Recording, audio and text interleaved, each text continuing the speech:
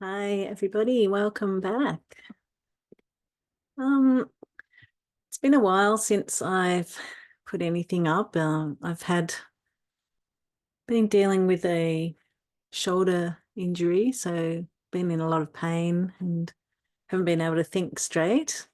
But one thing that did happen was I had a past life regression, and it was quite amazing. So I want to share the story with you. Um, put it down. Record it. Uh, so I'm in at the present time studying hypnotherapy. So I'm studying what's called soul-based therapy.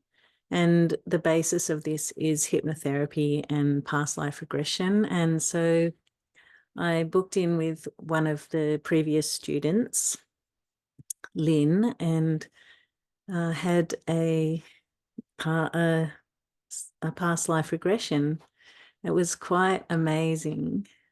Um, we did have to um, postpone it a couple of times. There was a bit of flooding, and with my shoulder, I was in so much pain. I couldn't even lie down on my back for weeks. So there was a long time that it took. So anyway, I was a little nervous when it started. I hadn't ever been under in that hypnosis state before. I've had lots of spontaneous um, past life memories surface over the years, which has been really good. But this was so powerfully simple. It really struck me of how simple it was. And I was focusing a lot on traumatic times in my past lives because those were the memories that had surfaced, the ones of trauma. And we've just passed through the winter solstice, and oh, what a sigh of relief I felt when we made that transition to beginning to open up to the long days. It was just, I didn't realize how much pressure had been building up at that time of the winter solstice. And then as soon as it had passed, everything started opening up again, and I felt like I could breathe a sigh of relief, and then continue, like just to continue on my journey with holistic seed, and just having that shoulder injury really brought home the pressure I was putting on myself to act a certain way, what I should be doing with the shoulder, my responsibilities. And then having this past life regression at around that same time really cemented in some um, knowing, some no, like I already knew kind of thing, but it opened it up for me. So anyway, I'll explain what happened. Lynn began by we spent um, probably about an hour just talking about specific people in my life, because often in the past life regression, you can look into whoever is in the scene, look into their eyes, and then you can correlate that with the person who's in your life in this present time. So we spent an hour talking about my family and predominant people in my life, just so that if I would mention their names, there was a familiarity. And so then we dived into the regression. Um, and it was really quite easy. It was very gentle, calming, nice breathing. She took me down through back to a time in the womb. Um, the womb was it was It was okay. There was no feelings of trauma or anything in the womb, but there was a feeling that came up of being scared to leave the womb, knowing that it was going to be cold and scary. So those two things came up, cold and scary, which was interesting because, you know, that's a theme I've had through my life with the cold, as you've told by all my videos on here. But what did happen was a man's face appeared to me, and I spontaneously went into a past life, like from the womb, without any direction from Lynn. So I instantly found myself there. The man was my father in that lifetime, and he was quite angry, but he was in this life. We were in Scotland in the Highlands, and it must have been in medieval times. I'm not sure when, but we all lived in these stone huts. So they kind of was these stone huts, and they were kind of round. And I had this huge staff with me, and we were so high up, and I was holding my staff, and I was looking out down the valley, and I'm not sure what, but there was like a yearning within me of wanting to go and experience what was out there.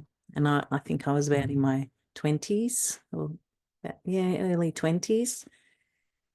So I was looking after my dad, and he was in one of the stone huts, and his wife had died, my mother, but he was really, really struggling, so mourning the loss of his wife, and he wouldn't come out of the hut. He wouldn't get up. He was just totally in despair.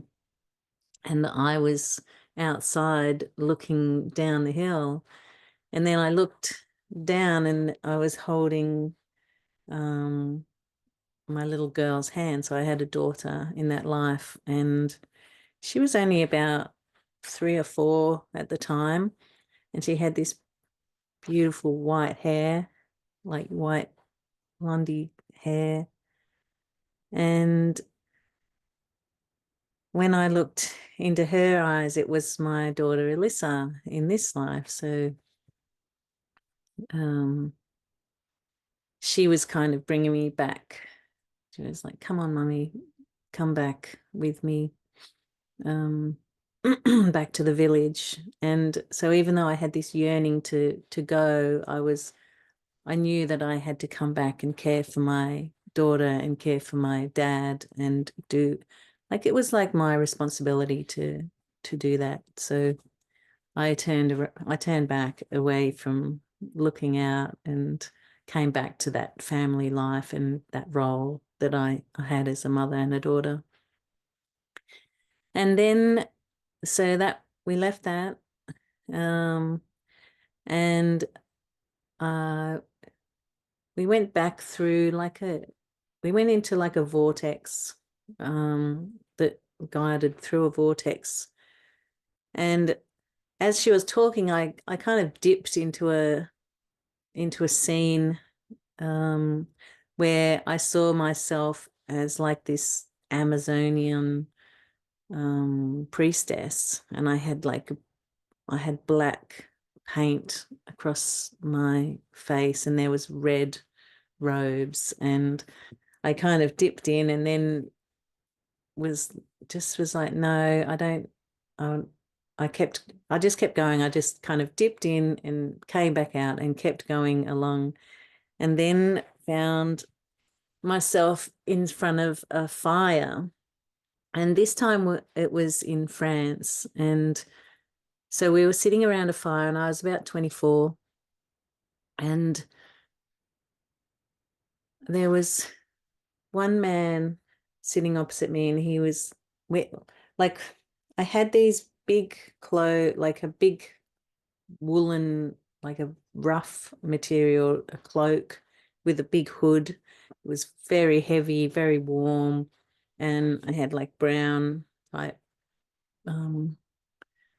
clothes, little like leather moccasins. And we were, I was sitting in front and across from the fire from this big man, and he had a very big stature, and he had big, like dark beard with grey through it. And he also had a hooded cloak on. And then there was two other men on one side and then another man on another. And the man opposite, he was my husband, and I was deeply in love with him. Like he seemed to be my whole world. I had long red hair, which I loved. I thought that was beautiful. And so we were like, we weren't, it was in France, but we weren't from France. And it was like we were on the edge of society. So we'd travel and camp out in foresty areas. So this was one of our camps, and we'd keep on the move because we knew that if we were caught, we would be in danger. And it wasn't like it wasn't like we were gypsies or anything like that, but we were kind of like fugitives, but not fugitive. It was like we were not part of the society, like we weren't accepted into the society. So we were living on the fringe, and we'd move around a lot.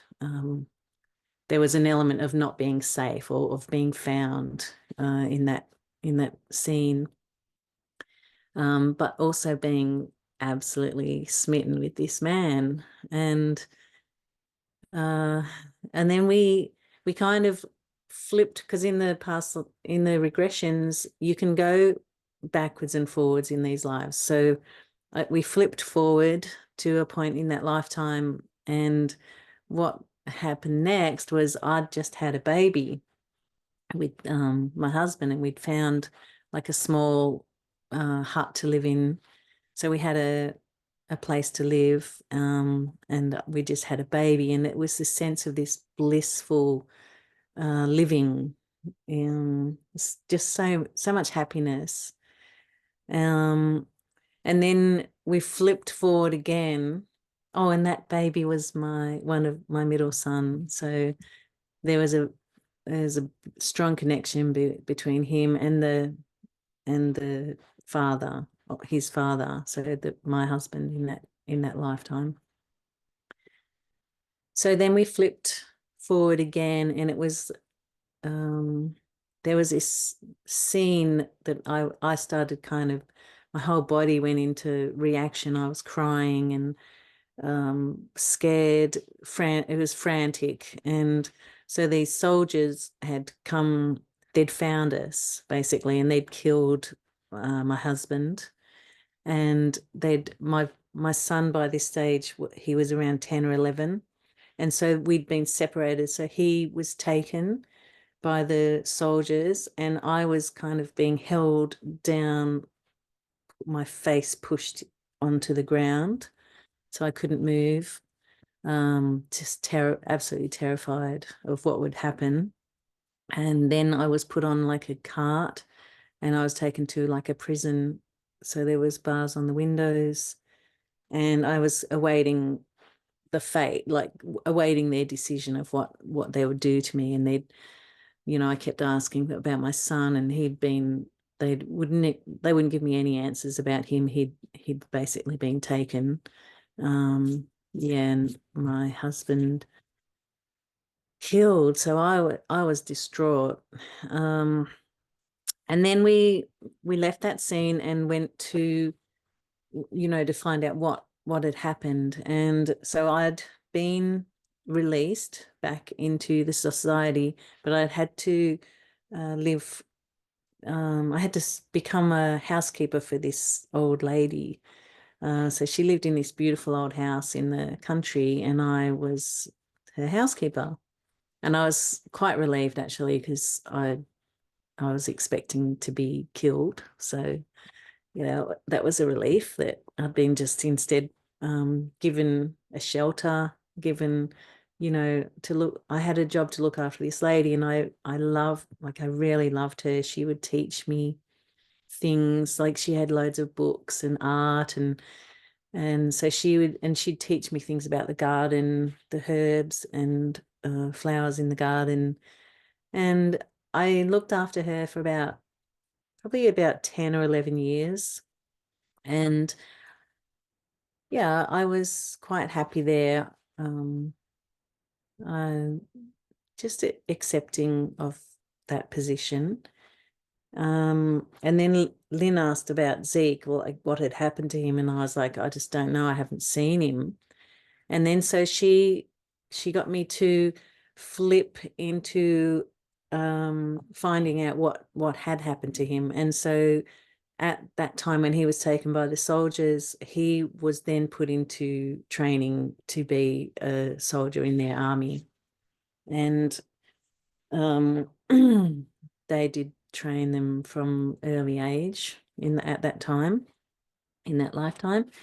And so because his father had been killed in front of him, he had this huge amount of anger, and he channeled that anger into being a soldier. So he'd spent like all that time that I hadn't seen him while I was looking after this woman, he'd become this really good soldier in this army. Yeah, fueled by his anger of what they did to his dad. Yeah, so anyway, then we fast forwarded again to the old lady had died, and I was standing at the gate, like at the gate from her house, and I had one suitcase. That was all my belongings. And I just had turned around to look at the house, and then it was yeah, I had to go and find work. I had to find somewhere to live. And I ended up going to one of the old inns. So it was still in France. And I was able to get lodgings at the top of this inn. And I became I cooked meals, I cleaned rooms, and I served in the bar, and I loved it. And part of the biggest joy at that place, at this inn, was meeting all of these travelers. So it was a place where lots of travelers would pass through, and they would come there on their journey, and then we'd give them shelter for the night, food, and they'd, have a night of entertainment at the inn with the other travelers. And there was just so much love that I had for listening to their stories. And because I'd been a traveler as well in that early part of that lifetime with my husband, that it was a memory that really I cherished so much and carried with me as like being given a gift of love. And even though it was cut short, I just carried that gift of love within me, and was able to give that back in the way of caring for these people, cared for there was people who were lame, struggling, and they also we'd give them food.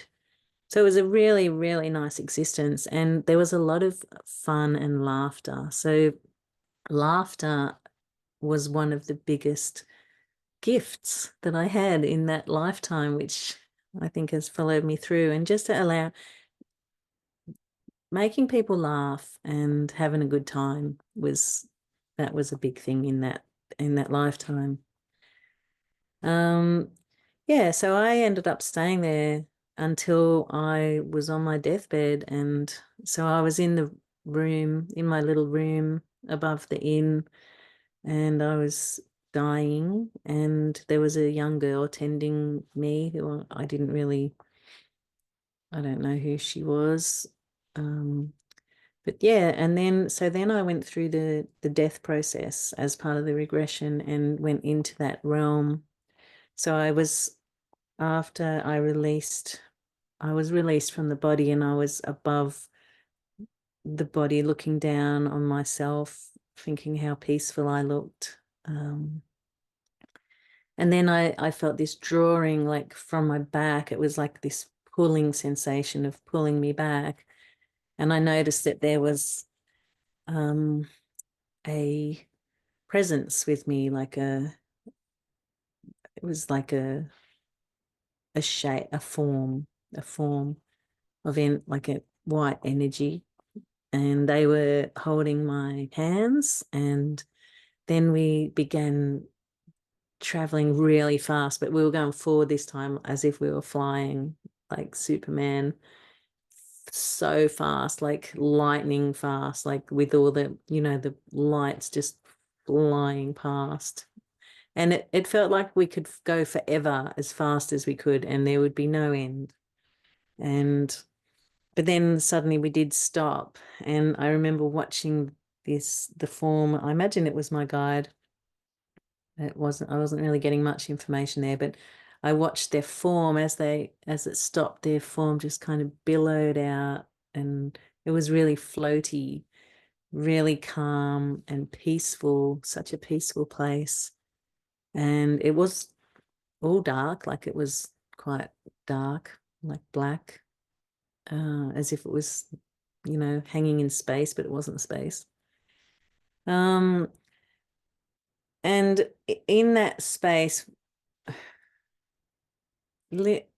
I was being prompted to get information or something like that, but there was not, I wasn't really getting any information in that space, and I found myself being wanting to go and look, like I was being drawn back to another lifetime. So I kind of just said, I just followed that. And again, I came to another fire, which seemed to be a bit of a theme, each time, drawing back to sitting around the fire. And this time I was a young kid, like about 12 or 13. I was in England because it was cold. So we were on a beach, and there was a fire on the beach, and there was a, a group of like two families, I think, around the fire. I have no idea what we were doing there or why, but because I was only young, and I ended up was walking up the beach, and I was with another boy who was around the same age, and we were just going exploring. So we walked up the beach, and there was a forest next to the beach, and so we were kind of climbing in through the trees, climbing around, just exploring like kids do. And then we fast forwarded that, and I turned when I yeah, so when I got to I was again in my 20s, so I kept coming back to around that age for some reason.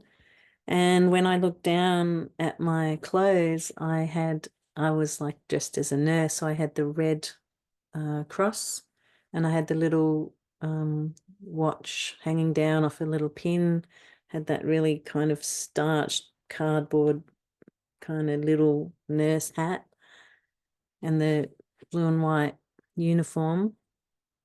And we were in the country, so there was a war on, and um, we were in this huge old manor house, and it had been transformed into a hospital.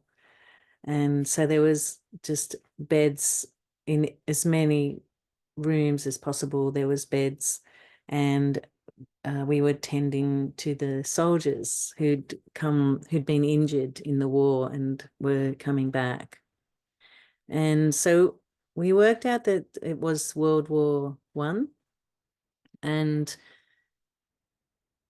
so yeah, that was another part of my life. It was another role of caring, and this time for the wounded soldiers. And again, it was using my presence. It was always about being present, listening to people, making them laugh.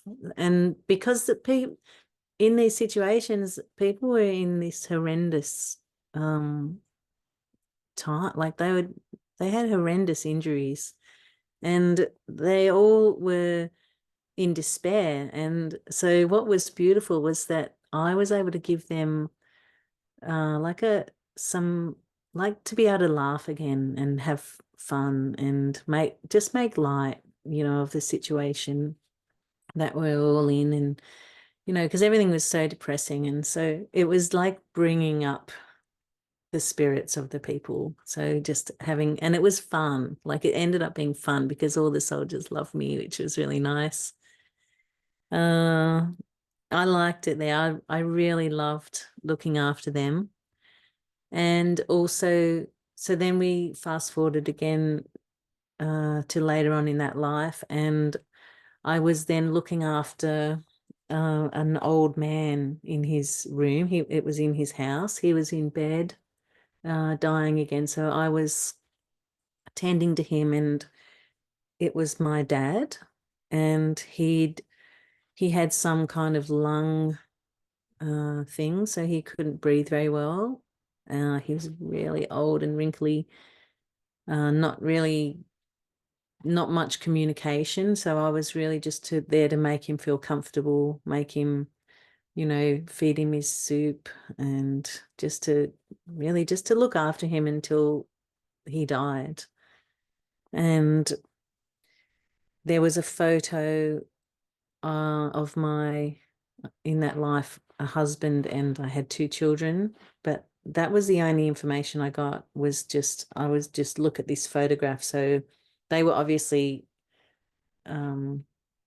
wherever we lived, and I was in the house of my father looking after him.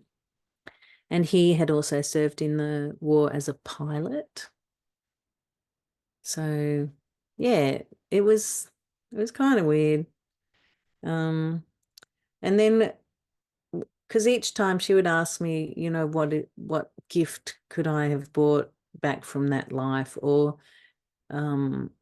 what was my, what's the word? What thing did I take most from the life? And it was all about my children, actually.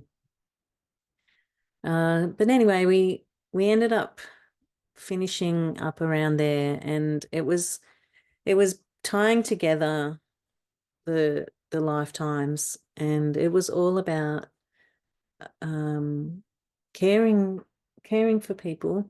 It's just the chickens.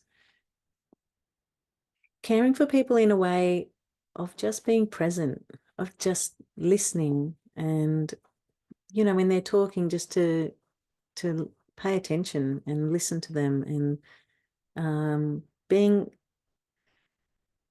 like having that caring. It was caring from the heart, and I it made me so happy. It really made me happy. And even though it was in that lifetime, that was just what you did. It was just that was the expectation. You just did it because there was no choice. It's like, oh no, I'm not going to look after you. I mean, maybe there was a choice, but for me, I just did it, and I just loved it. It made me feel so good, and I was very calm. Like in each of the times that I visited these lifetimes, I there wasn't any I wasn't worried all the time. Like um in it, and we would kind of at the end we came back again to the guides, and we were getting information from our spirit guides about the life, and it was talking about because in those lives I'd chosen to be selfless, to help other people, and I actually loved doing that as well. But I was also they were reminding me to look after myself, to take time and care for myself as well. And they said that this life I was experiencing what it was like to be not so caring of other people, like to more take myself, to put myself first. And in a way, it was like I backfired a little because I was like, you know, just wanted to party all the time. And that was like how I thought that was what being, looking after the self was, is just doing whatever you wanted to do and not caring about anyone else. But they were saying to me, you've got it all backwards. It's like that. So yeah, I've got it all backwards. And it was caring for self in a way so that I can be there for other people. So instead of, withdrawing from society, which is what I did a lot, I am able to be there, but also know when it's time to rejuvenate self. So, and not to worry so much. That was another big thing, was worrying so much. Yeah. And so it's been a few days. Well, mm, it's been a few days since I did this past life regression. And it's really brought a lot of peace to me, because I do worry a lot about everything.